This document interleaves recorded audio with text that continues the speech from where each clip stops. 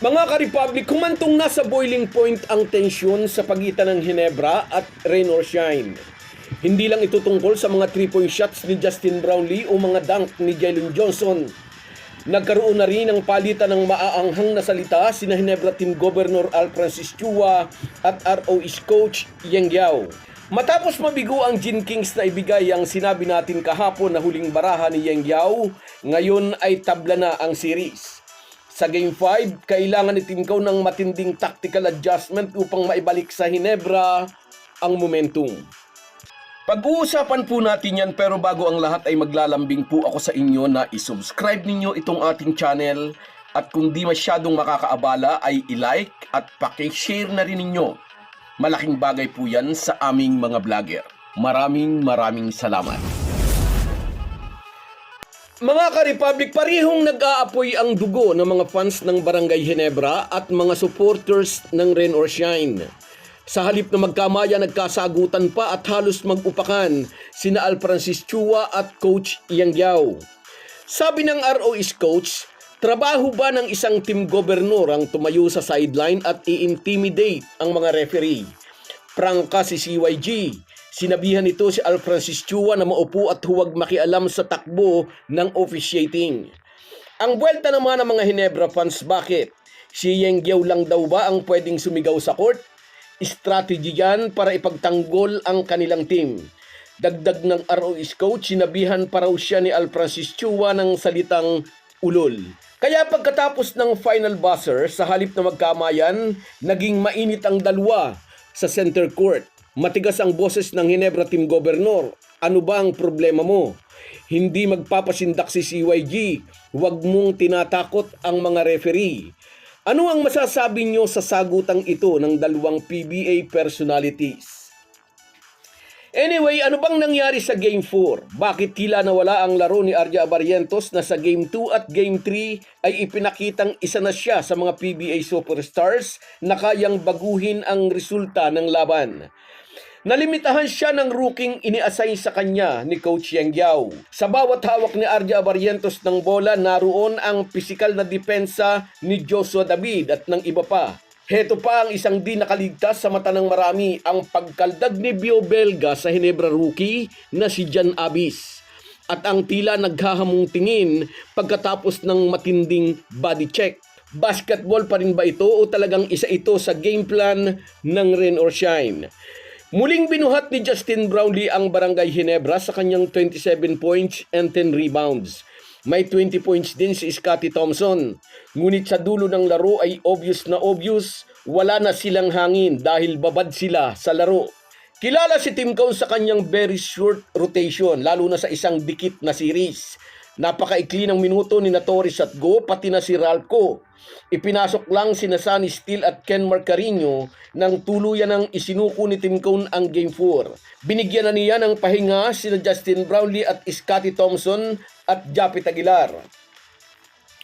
Sa departamentong ito lamang ang Rain or Shine, walang nabababad na player sa kupunan ni Yeng Yao. Mabilis siyang magpalit ng tao, kaya laging sariwa ang binti ng kanyang mga players para patuloy na iharas ang pagod ng sina Justin Brownlee, Scottie Thompson at Japet Aguilar. Maagang na-foul trouble with 5 fouls si Jalen Johnson, ngunit hindi pa rin ito nasamantala ng mga mag-aala. Kahit bahagyang nakahabol ang Ginebra sa third quarter, hindi nila nakuha ang lamang kahit matagal na nakaupo lang si Jalen Johnson. Matapang na sinabi ni Coach Yeng Yao, may advantage sila sa isang mahabang series. Sinasandala niya ang kanyang long rotation kontra sa short rotation ni Team Kau. Anong adjustment ang posibleng gawin ni Team Kau sa Game 5 bukas? Maaaring tanggalin niya kay Arya Barrientos ang ball handling duties.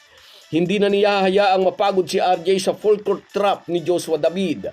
Posibleng sina Scottie Thompson at Stephen Holt ang magpalitan sa pagbababa ng bola. Tatakbo na lang si Barrientos off the ball para makakuha ng catch and shoot, pwedeng 2-point o 3-point shot. Pangalawang option ni CTC, buhayin ang laro ni Stephen Holt. Sa height na 6'4", si Holt ang may perpektong katawan para tapatan ng pisikal na laro ng ROS.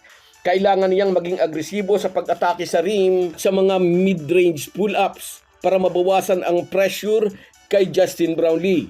Kailangan ding mag-click ang outside shooting ni na Troy Rosario at Ralph Ko.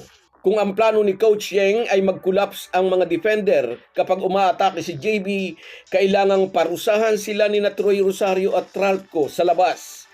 Kung papasok ang mga outside shots ng Ginebra, mapipilitang lumabas ang mga bigs ng Rain or Shine at dito naman magkakaroon ng daan sina Scotty at Japet na makasalaksak sa loob. Sa isang best of 7 series, kapag ang serye ay tabla sa 2-2, ang sinumang kupunan na makakuha ng Game 5 ay may higit na 70% chance na sasalta sa finals. So guys, yan lang muna. Hanggang sa muli. Kung wala po kayong mga viewers namin ay walang magtatagumpay na vlogger. Kaya salamat po sa inyong panunood. Shoutout sa iyo, Herminia Balingit. Yes, nakuha ng...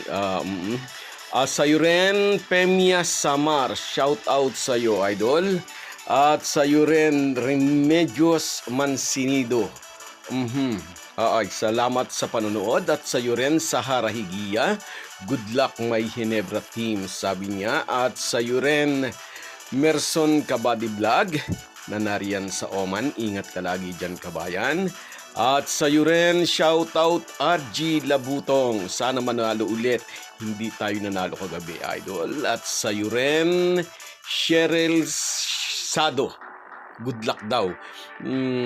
Shoutout sa'yo. At sa'yo rin, Oscar Parahuinog. Taga Las Piñas ito. At sa'yo rin, Albert Panopio. Salamat sa inyong lahat. Kahit gaano po tayo kabisi, ay huwag po nating kalimutan ang ating buhay espiritual. Lagi po tayong magpasalamat sa bawat araw na dagdag sa ating buhay. Malaki po ang maitutulong ng pananalangin araw-araw. Isang paalala po mula sa inyong Halo Halo Sports Republic.